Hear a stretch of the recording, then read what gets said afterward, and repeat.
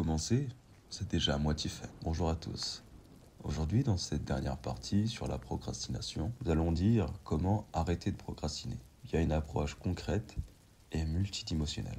La procrastination ne se soigne pas d'un coup, mais elle peut être réduite et transformée.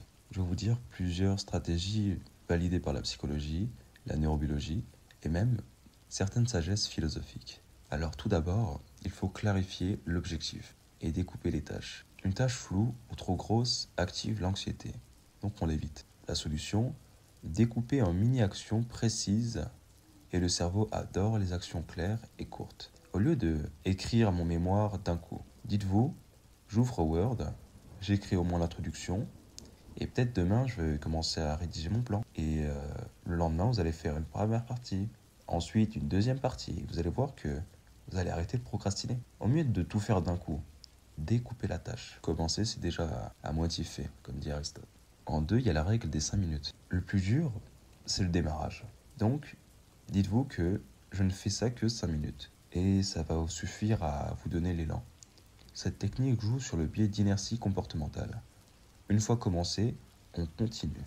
Le mouvement engendre le mouvement, dit Sénèque. Si, par exemple, vous avez la flemme d'aller faire du sport, d'aller à la salle de musculation, ou de réviser. Dites-vous, allez, pendant 5 minutes, je vais travailler ou simplement, je vais au moins me rendre au lieu. Et après, c'est pas forcé que j'irai faire du sport.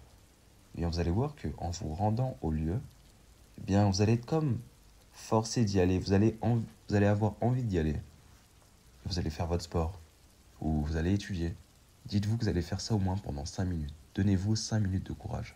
En troisième, je peux vous donner un conseil sur la planification concrète, plus un time blocking.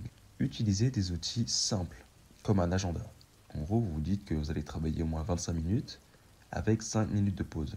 Il y a des applications type Todoist, Trello ou Nation qui peuvent vous aider à organiser votre temps. Une astuce, prévoyez quand, où et quand vous allez agir. Le cerveau enregistre ça comme un engagement réel. Un objectif sans plan s'appelle un souhait, nous dit Antoine de Saint-Exupéry. En 4, il faut savoir comprendre ses émotions pour les réguler. Ce qu'on fuit, ce n'est pas la tâche mais la peur. Identifier ces émotions-là, nommer-les et les accueillir sans jugement. Exemple, avoir une tâche, se poser, qu'est-ce que je ressens? Exemple, avant d'avoir une tâche, dites-vous ce que vous ressentez et pourquoi vous bloquez. Il est important de se connaître soi-même.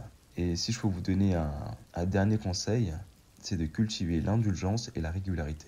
On ne combat pas la procrastination par la culpabilité, mais par la compréhension, plus l'action constante. C'est un entraînement, pas un combat. Une régularité douce vaut mieux qu'un effort violent et ponctuel. Sénèque nous dit que ce n'est pas parce que les choses sont difficiles que nous n'osons pas. C'est parce que nous n'osons pas qu'elles sont difficiles. Merci de m'avoir écouté. Alors je sais que cette vidéo était assez longue, mais je voulais vraiment vous détailler des solutions pour la procrastination, parce que je sais que c'est un peu le fléau de notre société actuellement. Si vous avez d'autres idées de vidéos, donnez tout en commentaire. N'oubliez jamais d'avant tout penser pour vous-même.